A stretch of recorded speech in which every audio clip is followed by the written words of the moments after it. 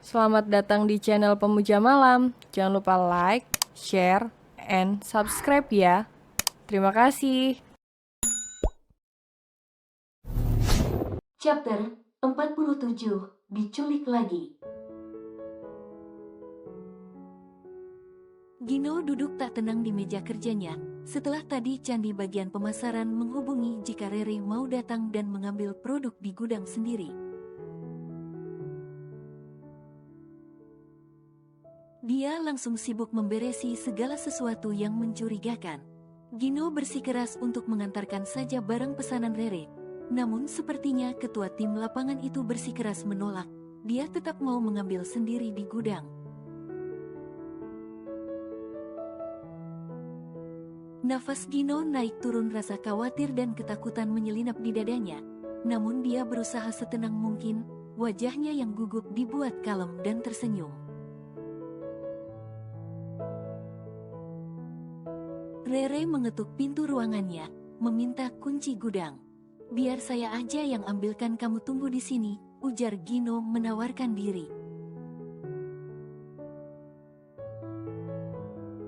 "Nggak usah, biar aku sendiri. Karena nggak cuman satu merek yang kuambil, aku butuh beberapa, jadi biar aku saja," tolak Rere.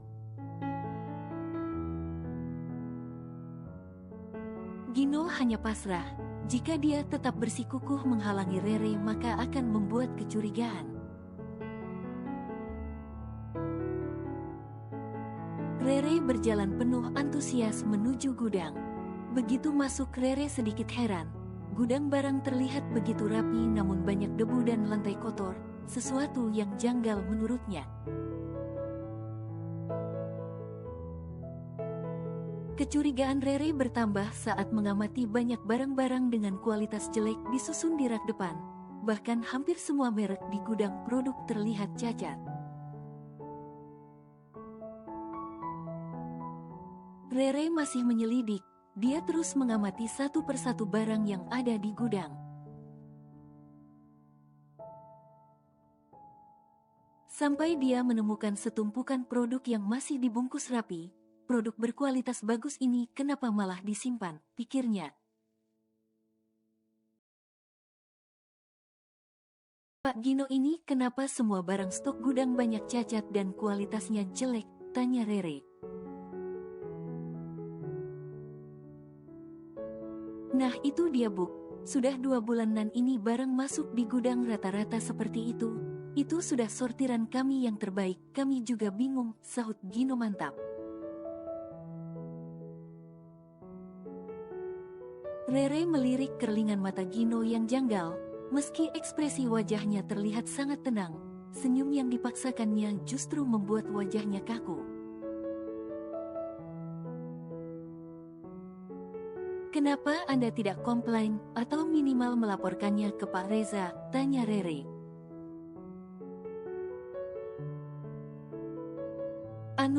Saya belum sempat laporan. Kalau komplain saya sudah pernah komplain, tapi belum ditanggapi sama pihak distributor," jawab Gino sedikit gugup. "Harusnya lapor, Pak.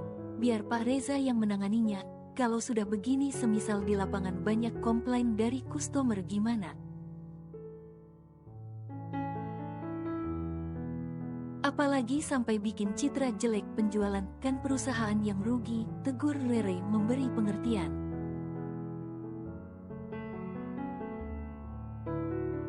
Iya, nanti saya tindak lanjuti," sahut Gino. "Memang itu yang gue mau, bodoh. Gue mau penjualan perusahaan anjlok dan dapat citra buruk biar cepet bangkrut," umpat batin Gino. Rupanya dia tidak menyebutkan jika ada setumpukan barang berkualitas tinggi yang belum dibuka.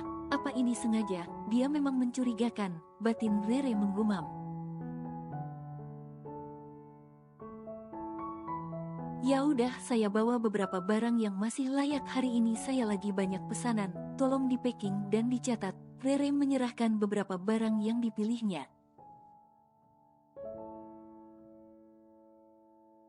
Setelah Gino mencatatnya, Rere langsung bergegas keluar gudang. Dia ingin mempromosikan barang dengan kualitas sedikit kurang bagus. Jika dia masih bisa menjualnya, berarti dia bisa memberitahu ke semua marketing di kantor cara dan trik penjualannya.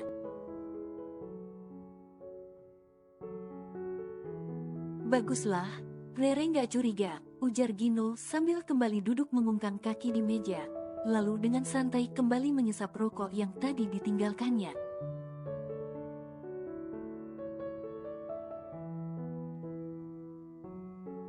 Penjualan dengan kualitas barang yang kurang bagus sejujurnya membuat Rere kurang percaya diri.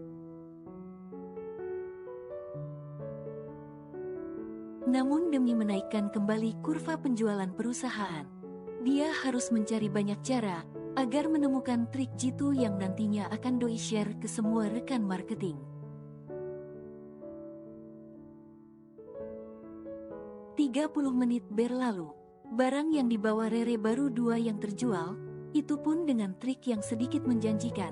Asal bukan membual atau menipu ya, ini masih dalam jalur berbisnis.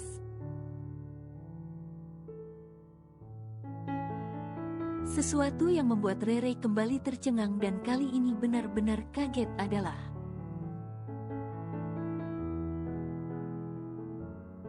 dia menemukan beberapa customer yang juga memiliki barang sama persis dengan perusahaan Devon.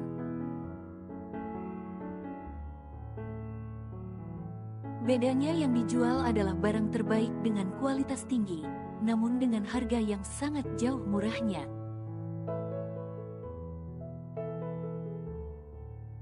Aneh, ini aneh, gumam Rere terheran. Apakah di kantor Devon ada penyusup atau orang yang berkhianat mungkin?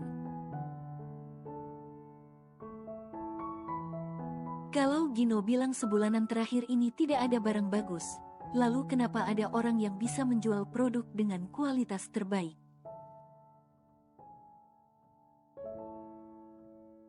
Bukankah produk ini sudah berlabel perusahaan Devon, tak mungkin distributor memberikan ke tempat lain? Rere menghela nafas panjang, rupanya selama ini banyak orang yang mencurangi Devon. Banyak karyawan yang di depan Devon baik, hormat patuh dan menyanjungnya. Tapi tak banyak juga di belakang Devon mereka menggunjing, mengumpat bahkan mencurangi seperti ini. Hari ini Rere merasakan sedih ini, ketika dia mulai merasa memiliki Devon. Rere harus segera bertindak, jangan sampai omset penjualan semakin memburuk dan banyak customer yang berpaling dari perusahaannya. Rere mengendarai motornya sedikit lebih kencang. Dia ingin segera ke kantor menemui Devon dan menceritakan apa yang ditemukannya. Entah kenapa Rere merasa hatinya kurang tenang, seperti was-was dan ketakutan. Apa ini efek panik yang dirasakannya, atau karena dia ingin sesegera mungkin memberitahu Devon soal ini? Tapi rasanya firasatnya kurang baik. Rere memutuskan berhenti sejenak. Dia berinisiatif menelpon Devon terlebih dahulu. Berkali-kali Rere memanggil namun tak ada sautan dari ponsel Devon. Mungkin saja Devon sedang sibuk meeting dengan klien, pikirnya. Kak Devon, menurunnya penjualan kita karena adanya kecurangan di lapangan. Aku sudah membuktikannya dengan observasi lapangan langsung. Banyak produk yang sama persis dengan kita, namun dijual dengan harga yang sangat murah. Ada juga yang menjual produk dengan kualitas jelek di pasaran, dan produk itu adalah produk perusahaan kita. Kamu juga cek gudang, cek semua keluar masuk barang sebunanan ini. Di gudang banyak barang jelek dan rusak, namun tetap di stok. Menurut kepala gudang, distributor mengirimkan barang jelek itu, tulis Rere detail di pesannya. Aku juga menemukan barang di gudang yang masih bagus namun di packing di tempat lain.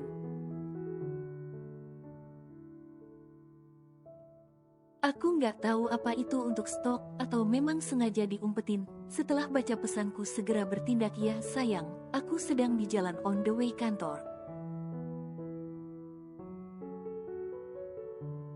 Rere menekan tombol kirim, lalu kembali memasukkan ponselnya di saku jaket yang ia kenakan.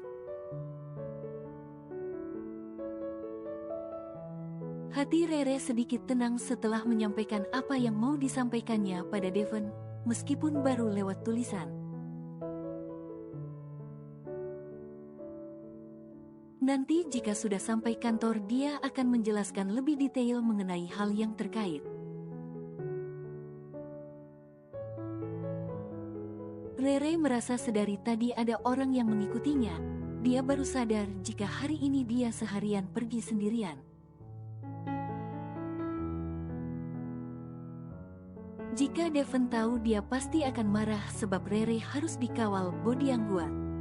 Tapi ya namanya orang mau jualan. Kalau dikawal bodi yang kuat bukannya customer mau beli malah takut.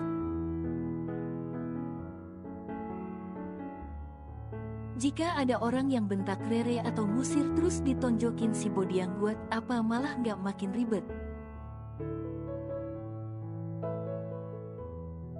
Di tikungan kedua saat Rere sedikit menekuk mengikuti arah jalan, tiba-tiba motor Rere disenggol sengaja oleh seseorang yang tiba-tiba ada di sampingnya.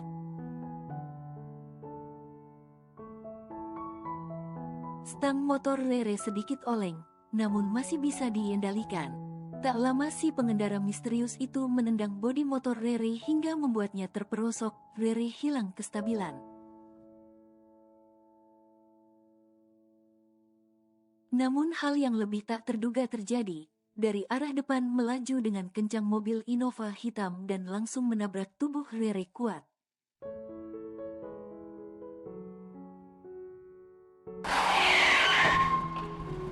Rere terpental cukup jauh. Dia sampai muntah darah saking sesak dadanya. Rere masih setengah sadar, meringis sambil memegangi dada. Seorang perempuan memakai boater putih di kepalanya keluar dari mobil.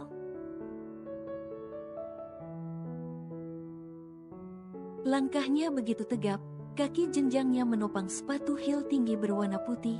Gaun putih panjang polos tak berlengan membuatnya terlihat sangat cantik. Singkirkan gadis kampung ini sejauh mungkin, titah perempuan itu dengan senyum miring.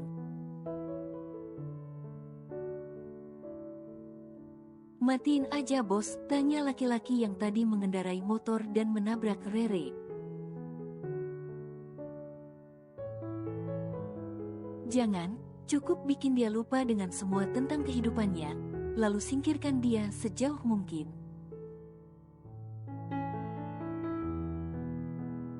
Baik, Rere diseret paksa oleh dua orang laki-laki berbadan besar yang Rere sendiri tak tahu dari arah mana datangnya. Langsung dimasukkan dengan paksa ke mobil jeep hitam. Rere yang masih lemas hanya diam, pandangannya masih kabur.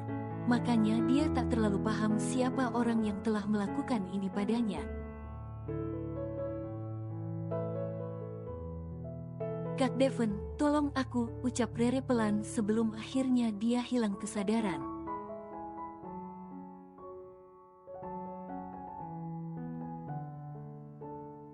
Devon baru keluar dari ruang meeting. Seharian ini dia disibukkan dengan banyaknya laporan penjualan yang menurun drastis.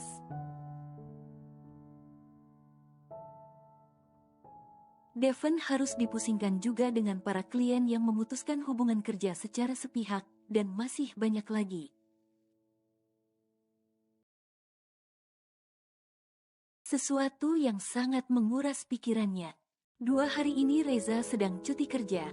Dia harus keluar negeri karena ayahnya sedang operasi.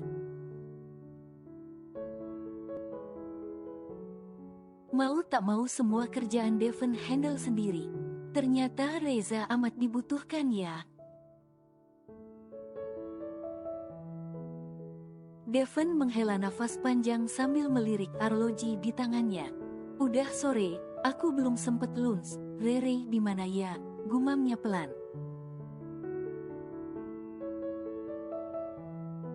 Devon memperhati ke beberapa ruangan kerja karyawannya, matanya tertuju pada meja kerja Rere yang tampak kosong. Candi tengah sibuk merapi-rapikan berkasnya, karena memang sebentar lagi jam pulang kerja. Devon tak ambil pusing, dia langsung bergegas ke ruangannya, masih banyak berkas yang harus ditandatangani. Kumandang azan Isya menyudahi aktivitas Devon hari ini. Badan terasa kaku dan pegal, bahkan hari ini dia melewatkan makan siang dan sore. Devon langsung bergegas keluar ruangan segera menghampiri Rere di meja kerjanya.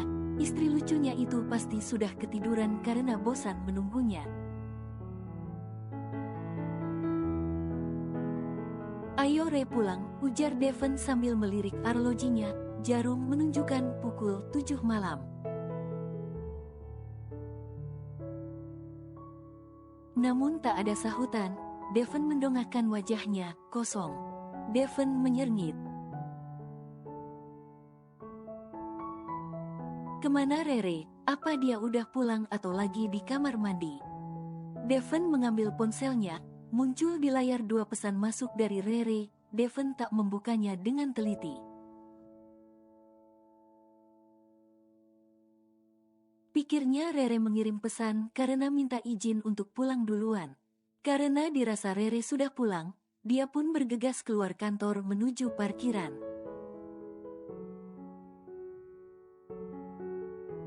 Devon tak langsung pulang, karena dia sudah sangat kelaparan.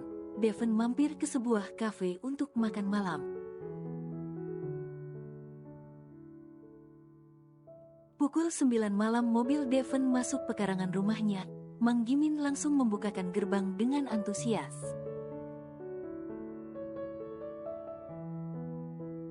Devon keluar mobil seorang diri, langsung berjalan cepat ke rumahnya.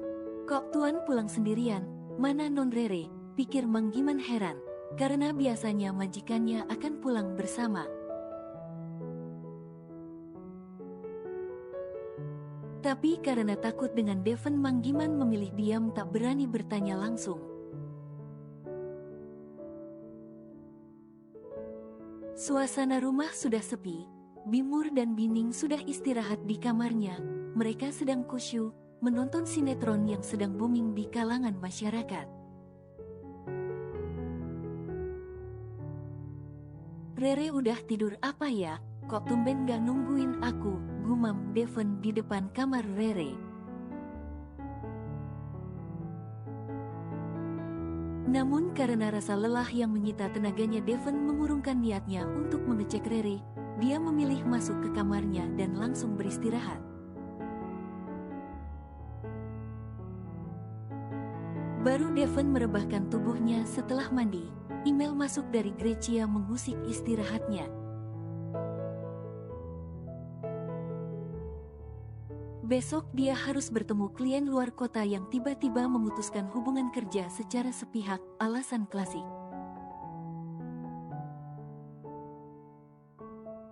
Mereka sudah menemukan partner bisnis yang bisa memberikan profit tinggi untuk saham mereka. Juga ada beberapa investor yang membatalkan kontrak kerja dengan perusahaannya. Sesuatu yang terjadi secara kebetulan menurutnya, ketika pemasaran produk perusahaan yang sedang menurun drastis.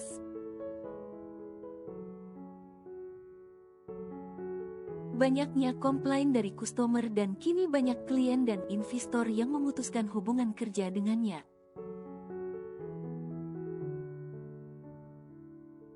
Shit, it's F. Kenapa mereka semua tak ada yang becus kerja? Sampai keadaan separah ini baru diketahui, umpat Devon yang merasa geram pada karyawannya.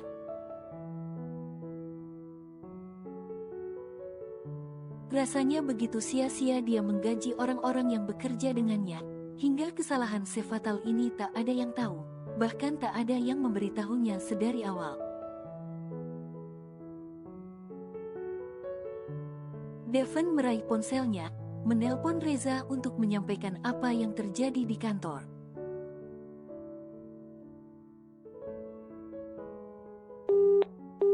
Ponsel Reza tak bisa dihubungi. Sial, kenapa di saat kondisi genting seperti ini kamu malah tidak bisa dihubungi?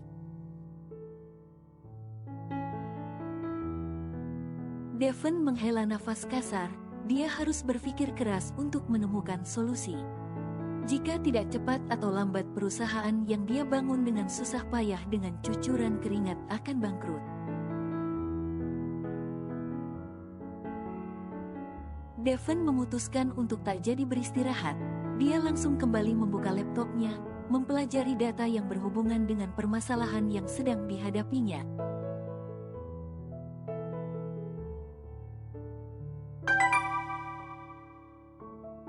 Satu pesan masuk dari Mama membuyarkan kefokusannya. Night Sun, how are you? Mama rindu kalian, besok sore Mama ajak kalian dinner di rumah Mama, tulis Mama.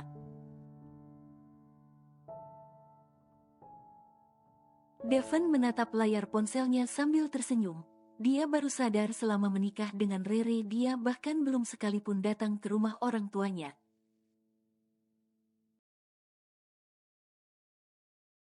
Padahal mereka sudah 3 kali mendatangi rumahnya. Benar juga kata Rere, terlalu fokus dan sibuk dengan kerja justru akan membuat dirinya menjadi pribadi yang dingin, kaku dan kurang peka terhadap sekitar. Sesekali hidup harus dinikmati dan dibuat enjoy. Keingat Rere, Devon segera bangkit dari ranjangnya. Dia bergegas menghampiri istri lucunya di kamar. Devon menamai Rere istri lucu, sebab tingkahnya yang kocak, konyol dan mengundang tawa menurutnya itu lucu. Dan kehadiran Rere dalam hidupnya ternyata telah membawa banyak perubahan pada dirinya, hidup yang lebih berwarna dan tertawa.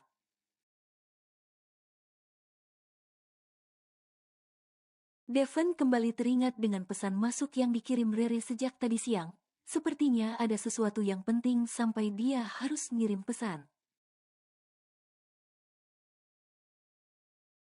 Dibukanya lagi ponselnya. Rupanya riwayat panggilan 3 kali dari Rere sejak tadi siang.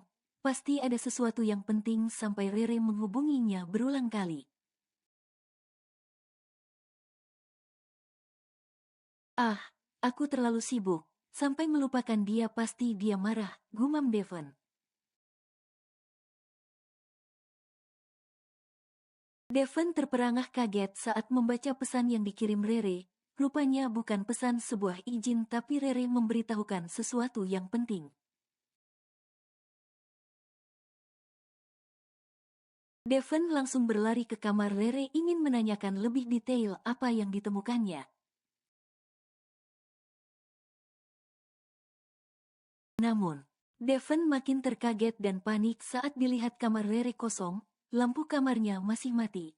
Tanda belum ada orang yang masuk seharian ini. Rere. Rere tersadar dari pingsannya, tubuhnya tergolek lemah di kursi belakang sebuah mobil yang membawanya.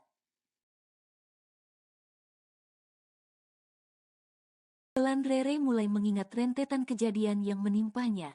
Mulai dari firasatnya yang kurang bagus sampai ada seseorang yang dengan sengaja menyenggol motornya hingga dia jatuh dan ada sebuah mobil yang sengaja menabraknya. Rere meringis memegangi dadanya yang terasa kebas dan linu, diliriknya kursi kemudi yang membawanya. Hanya ada satu orang laki-laki yang tengah fokus menyetir mobil, bukankah tadi ada 3 orang laki-laki berbadan besar dan 1 orang perempuan yang membawanya? Kemana mereka semua? Pikir Rere gamang. Rere beranjak duduk, si sopir terkaget. "Hi, sudah bangun lu?" tanya si sopir dengan sedikit panik. "Di mana gue? Mau lu bawa kemana?" balas Rere. Dia berusaha menyikapi dengan lebih tenang. "Berisik, diam aja," bentak si sopir. "Gue kan baru nanya sekali bang." "Udah dibilang berisik," cibir Rere. "Lu mau nyulik gue ya?" tanya Rere menyelidik. "Gue disuruh bos gue buat bawa lu pergi jauh. Tadinya gue disuruh matiin lu, tapi gue nggak tega jadi gue mau bawa lu keluar pulau," sahut si sopir masih dengan kemudinya. Rere terdiam sejenak. "Ngapain bawa gue jauh sih? Emang bos lu nggak takut rugi? Makan gue banyak loh, apalagi kalau menu makannya yang gue doyan. Bisa habis 3 piring. Lagian mau ngasih liburan gratis ke gue pakai acara gue ditabrak mobilnya segala, sadis amat sih."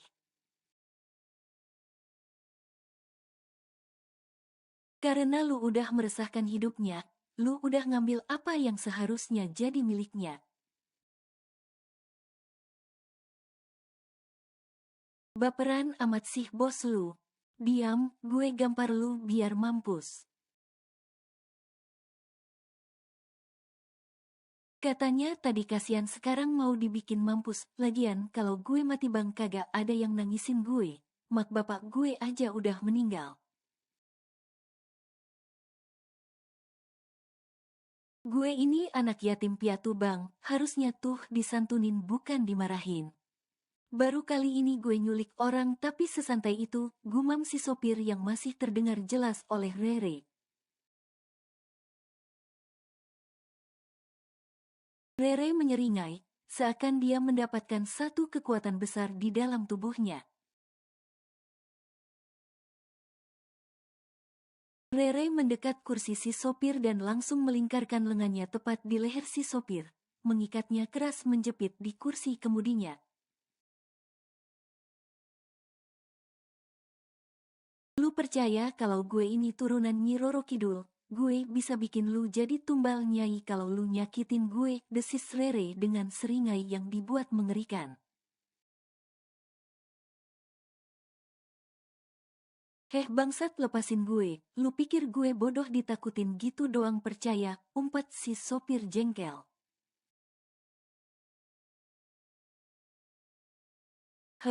Rupanya lu udah bosen napas ya."